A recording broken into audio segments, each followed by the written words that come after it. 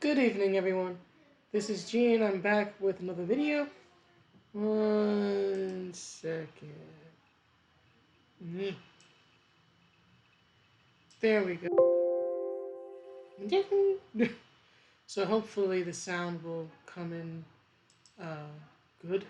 Hopefully the sound will come in just fine. So I hope everyone is well. It's about 5:45 p.m. here in New York City. I'm again going without my scarf today. We tried the scarf on, but A, I'm not feeling like wearing it today. B, I'm talking about the lovely Monica Rambeau. So I figured in honor of everybody's favorite female police officer with an afro, I would let my hair fly free today, gray and all. So anyway, this is a screenshot from my Twitter account, although the picture isn't too clear. So, Geeks and Gamers posted this earlier and I retweeted it. And what it says, I know it's hard to read, I apologize for that. But what it says is that first look, actress Teona, Teona, Teona Paris will be in the Disney Plus series WandaVision as Monica Rambeau, the first black female Avenger. How she is introduced to the story with Wanda and Vision is still a mystery. And then it quotes a source, which is from Entertainment Weekly, it seems. So, a few things. Let me try to move this up so you guys can get a decent look at the actress herself. Very pretty lady, right? So, I think I'll leave this right here. So, here's the thing. Here's what I'm wondering regarding just the show WandaVision in general and Monica in particular. Number one, at least initially, it looks like WandaVision is going to be promoted or introduced uh, as a comedy, or at least have a more comedic tone. And I don't quite understand that choice, given that Wanda, right, um, the Scarlet Witch, has long been a very tragic character, both in the comics, House of M, she went insane, she made 98% of the mutant population. She took away their powers, alternate reality universe. Weird thing. Weird storyline, right? But basically she went crazy, more or less, right? Crazy from grief, and that was the outcome, right? No more mutants. There was that. And then, of course, if you're more familiar with her, say from Avengers Endgame and whatnot, there's that iconic scene, where she nearly kills Thanos on her own, and she's like, "You took everything from me," right?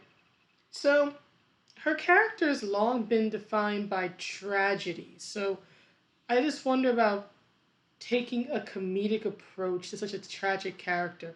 Although, to be fair, it's a well-known fact that one of the main elements of humor is uh, tragedy, right, or pain, as Kevin Hart would say, "Laugh at my pain," right? So I don't know.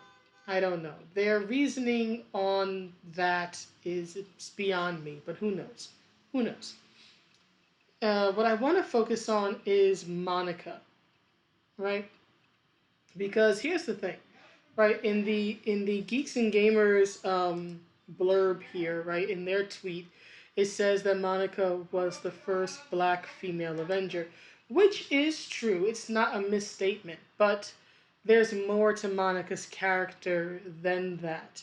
Monica was also the first human woman. If my knowledge of comics and my memory is working right, she was the first human woman to be Captain Marvel. For those who may not be too familiar with the history of Captain Marvel in Marvel Comics, I will try to briefly sum it up. There's two Captain Marvels, right? There's DC Captain Marvel, who's now known as Shazam, and then there's Marvel's Captain Marvel. There was this whole thing years ago. Basically, DC's trademark ran out. Marvel came in, scooped it up, and DC tried to go to court and block it. Didn't work, and they had to rename their Captain Marvel as Shazam, which is how DC fans know the character now, right? But for Marvel, what they did was that they made him a Kree superhero, right? Known as Marvel. He had a human, you could say persona or secret identity, right? It was very much 60s, 70s science fiction kitsch, right? Actually, the character of Carol Danvers started out as a side character and kind of like a potential love interest. There was like a mutual attraction between them. She started out in his books and eventually she branched out on her own in the late 70s as Miss Marvel, and then Chris Claremont got his pen on her in I think it was 1980, right? So it was she had like a 2 year run. It was like 1978 to like 1980. So Chris Claremont uh, got on the character um, towards the end of her original 2 year run, and then he brought her into the X-Men, and then of course there's her storyline with Rogue and Rogue nearly killing her and whole bunch of other things, right? But the character's origins are really in Captain Marvel, right? Before she was her own hero with her own stories and her own rivalries and whatnot, she started in Captain Marvel's books. So what eventually happened is that I think around 1983, I think there was the death of Captain Marvel's storyline, where Captain Marvel, right, the Kree hero, ends up dying of cancer. It's one of the most iconic, beloved, and tragic stories in comics. And Captain Marvel, I should say, is one of the few characters who hasn't been constantly resurrected. Right? They try to bring him back every now and again, but it's usually in some sort of form like he's a robot or it's not really him or he's possessed or something. But I don't think they've brought the actual character back since he was killed off in the early 1980s, which is a very rare thing, especially in comics, right? Think about it. Tony's been killed several times, but he was killed in Civil War II, and now they've brought him back, and the same thing with Rhodey and a bunch of other characters. Hulk, for example. Then there was Secret Empire, right, which made Captain America a Nazi, and the fans revolted, and then they brought back uh, a regular, hey, yay, USA, Captain America via a cosmic cube thing, right? So those are always the shenanigans, right? Wolverine was killed off in 2014. They brought him back, I think, in 2018 or 2019, right? The Return of Wolverine storyline. So a lot of characters, get killed and resurrected, killed and resurrected, killed and resurrected, right? And not just in Marvel, DC started too. Death of Superman, Death of Batman, and several other characters. It's just a thing in comics that comics do, right? Death is cheap, right? But Captain Marvel is one of the few heroes who's, for the most part, has actually stayed dead. But what's happened is that since the late 80s, since about 1983, 82, 83, when Captain Marvel, when the death of Captain Marvel storyline happened, they have moved the name around, right? Most currently in the comics, Captain Marvel, as we all know, is Carol Danvers. And if you're familiar with some of my older videos, you know that I am not happy about Carol Danvers' turn as Captain Marvel. I think it insults the name of Captain Marvel. I think it's character assassination of Carol Danvers.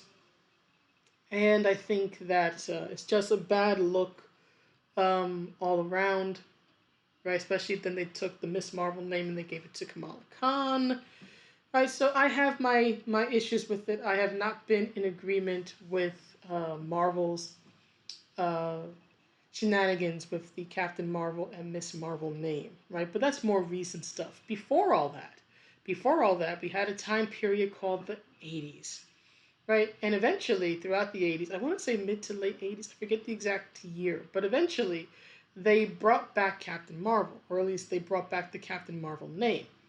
And that name, right, the superhero name of Captain Marvel, went to Monica Rambeau. If my comic history is correct, Monica is the first human woman, right, to be Captain Marvel, right? So in the, I guess you could say timeline, right? of Captain Marvel, of heroes named Captain Marvel. You have the original Marvel. He died in the 80s. Then a few years later, in the mid to late 80s, you had the second Captain Marvel, who was Monica Rambeau, and who is currently, I think, known as Photon, right? But back then, she was Captain Marvel. And not only was she the first female Avenger, as the Geeks and Gamers tweet mentions, if I remember correctly, she was the first female Avenger who became the head of the leader of the Avengers. She took over for Captain America for a time, if my memory serves me, if I remember correctly. So she was actually quite a groundbreaking character for the, I would say, 80s, right? 70s, 80s, right? She broke a lot of ground. So there's all that. And then the Captain Marvel name, I think, went to Marvel's Kids, right? And then it ended up most recently in 2012 under Kelly Sue DeConnick with Carol Danvers, right? So that's a brief history of where the Captain Marvel name has gone and who's had it, right? So she's the second one to have it. She's the first female human to be Captain Marvel, which is a big deal, right? First female, first human female, first black woman, right? Yada, yada, yada. Right? But here's what bugs me about all this. It's not Geeks and Gamers. I want to be clear. I've got no issue with them. It isn't that. It's that Disney and Marvel do not promote the history of Monica, right? They're supposed to care about diversity and inclusion and elevating diverse characters and black voices and black women and yada, yada, yada, yada, flippin' yada. But when they actually made a Captain Marvel film, what did they do? They went with the most recent version of Captain Marvel, which is Carol Danvers, right? Who is a blonde-haired, blue-eyed white woman. Now, I want to be clear. I have no issue with the character of Carol Danvers when she's written well. She's actually one of my favorites. And that's why I am so furious and upset over the bastardization of her character. However, I do find it incredibly hypocritical of Disney and Marvel, right, that they're going to talk about diversity and inclusion and, you know, wanting to put people who look like me in their movies, yet when they had a chance to introduce a black female character in a prominent role, which would have been comics accurate to have her be Captain Marvel before Carol Danvers, they didn't do it. They went with Carol Danvers, right, as Captain Marvel, and they cast Brie Larson, right, for that role. Now, I know that they introduced a Maria Rambeau or something, who I think is supposed to be the mother of Monica, right? But they relegated a black woman, right, to basically be the white lady's, you know, plucky sidekick type of thing. So I just find it very hypocritical from Marvel, right? Given that he was a perfect chance that actually would have made, you know, comic aficionados like me happy. You could have stuck with the comics lore, right? Stuck with the timeline, been comics accurate, introduce a black female character who is not all that well known, right? Give her some shine in a movie that ultimately ended up bringing in like $1 billion plus. I personally don't think the Captain Marvel film was all that great as a movie. I heard it was very meh. Every place I looked to gave it a C. And I personally wasn't interested because I hated the characterization of Captain Marvel, of Carol Danvers, and I didn't like what I saw of Brie Larson. I made videos about that around March of last year. But, again, here Marvel had this perfect opportunity to have a black woman star in what ended up being a billion-dollar movie, and they went with the Oscar-winning white woman, right, who said that she didn't want to hear about what white men thought of A Wrinkle in Time, right, because it wasn't made for them. So I just find it all very hypocritical of Marvel, number one. Number two, as I stated in my post here, right, in my retweet, I should say, I wonder how Disney/Marvel will approach Monica's history in law enforcement, considering the anti-cop sentiment In the country since the death of George Floyd, does ACAB, for those who may not know, that is an acronym saying that all cops are bastards. If you are new to my channel and you haven't seen some of the videos I made earlier in the summer, around the time George Floyd died, or rather was killed, I am not one of those ACAB types. While I do have my issues and my grievances with the police, I'm also well aware of the fact that there are good cops out there, and that even though a system is flawed, it doesn't mean that you dismantle or defund it or anything of that sort. You don't solve anything with this very divisive um, rhetoric, right? Which is just, first of all, it's just fundamentally and objectively untrue. You're saying every cop is a bastard, right? Every cop is bad. That is simply not the case. There are many good cops out there. The problem is that the image that the bad cops create, right, or that things that become legal issues, right, they are, in my opinion, right, they don't result in just punishment, right? And then what happens is that people get upset and people lose their trust in the police. And again, I've got my issues with the cops. I'm not exactly their biggest fan, but I do not agree with this divisive, violent, in my opinion, rhetoric of all cops are bastards. No. Especially not when you have people.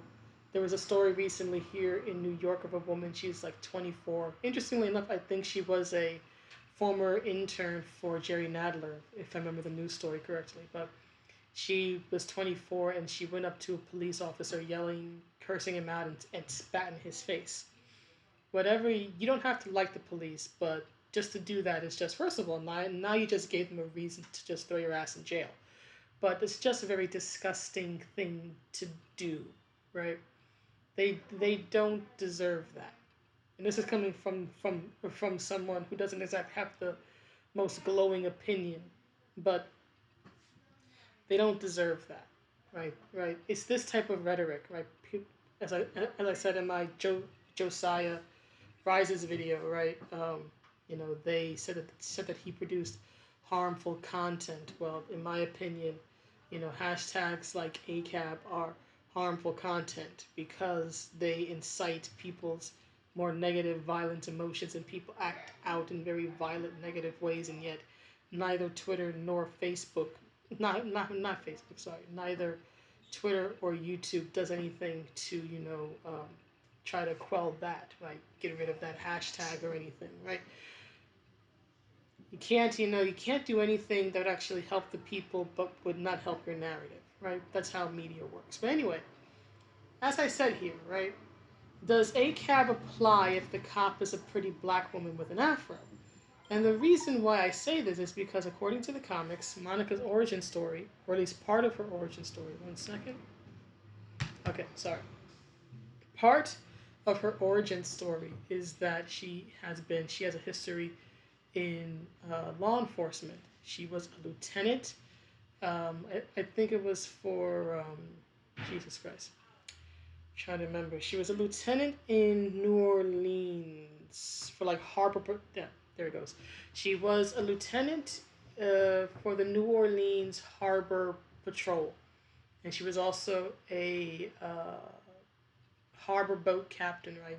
So she was a ship captain, and she worked for the harbor patrol, right, as a lieutenant. So law enforcement, right? Maybe not the traditional, city beat cop type thing that we think of, but still, right? It is a form of law enforcement. So, given this incredibly divisive time that we live in and the anti-cop rhetoric that we hear and see everywhere, right? Not just online, but also in the real world. I wonder how Disney is going to handle her backstory, how they're going to introduce her, because as the Geeks and Gamers tweet brought out, they haven't revealed yet how they're going to introduce her into the series. What I would like for them to do is to stay true to her comic roots and to have her be a former, right, a former harbor patrol. It keeps escaping me. To be a former harbor patrol um, lieutenant, right?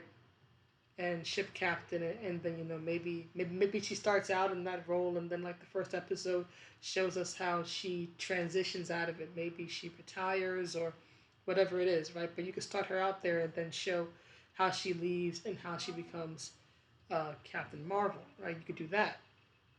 Or, they could try to switch it around and make it something a little more relatable, like, for example, your traditional, city beat cop type of thing, right? That's what I would like to see, that she remain in law enforcement. What I think we're going to see, given Disney's pandering, given Marvel's pandering, given the climate on social media, given just everything around us, right? Given how Hollywood and media has operated for a while now, I think what they're going to do is that they're going to play a victim narrative. And, they're, in my opinion, because they don't know anything about subtlety, right? They're probably going to make her, and this is what I think. I want to be clear. This is just me shooting off the top of my very fluffy head, right? I have no proof. This is just what I think is going to happen. I think that what they're going to do is they're going to make her some sort of BLM protester or whatever, right? She'll be victimized by the cops. Then, maybe Captain America or one of the Avengers comes over, right? Or maybe Monica. Not Monica. Maybe Wanda finds her, right? And that's how she becomes the first female Avenger, not even necessarily Captain Marvel.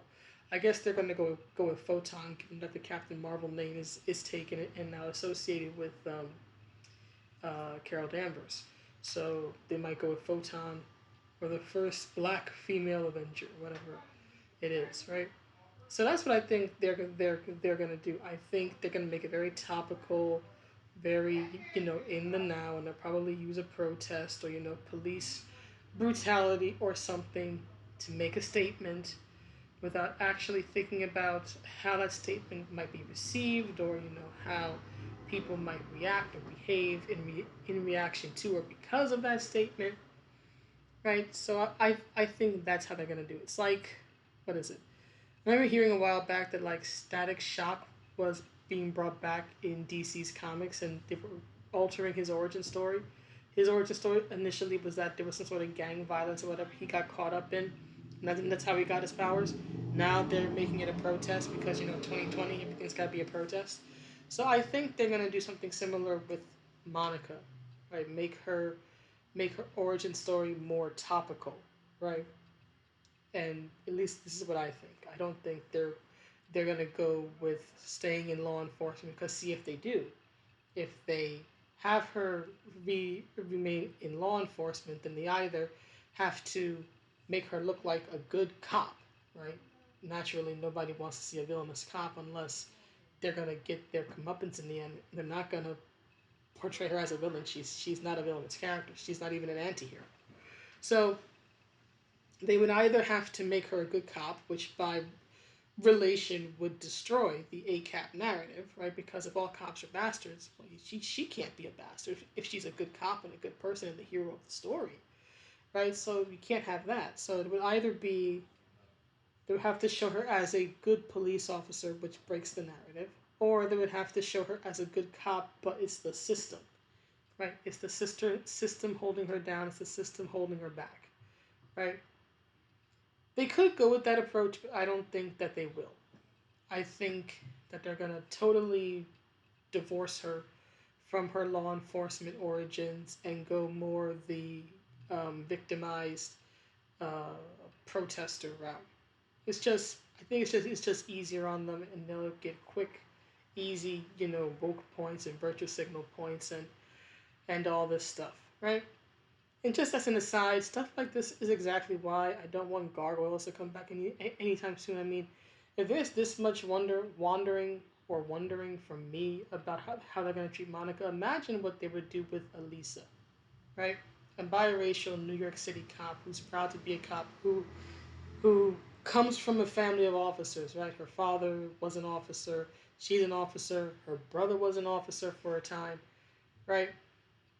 You wonder why Gargoyle shouldn't come back right now. Just wondering what the hell they would do to Elisa and how they would ruin her is reason enough to not bring back Gargoyles. I just had to throw that in there. I just had to throw it in there. But anyway, back to Monica, back to the topic of this nearly 30-minute video. So that's how I see it. Right, but I guess we'll find out as time goes on, as it gets closer, and they reveal more information about her, how exactly they're going to rework her origin story, if they rework it at all. I think they will, and how they're going to introduce her into WandaVision. So we'll see what happens. I mean, I hope the actress. I mean, she looks very pretty, and Monica's worn her hair in a fro for a long time, so she looks the part. I don't know if she can act it. And I wonder if they're eventually going to give. Oh shoot! I almost confused her with Misty Knight, because I was about to say she needs her metal arm, but then I remember that was Misty. Misty's another. I think she has a history in law enforcement. I think she's a detective. Right, but that's another character. I think they introduced Misty in Iron Fist, but they could bring her back too. I don't know. But anyway, the black cop with a fur that we're talking about here is Monica. So I'm just wondering what they're gonna do with her. I want to believe that they'll be respectful toward the character and toward her comic history. I just don't think they will. I don't know. Maybe it's just my pessimistic nature talking, but it is what it is. So that's the video. That's the video. Please let me know what you think, and I will see you all in the next one. Have a good day or night wherever you are. See you around.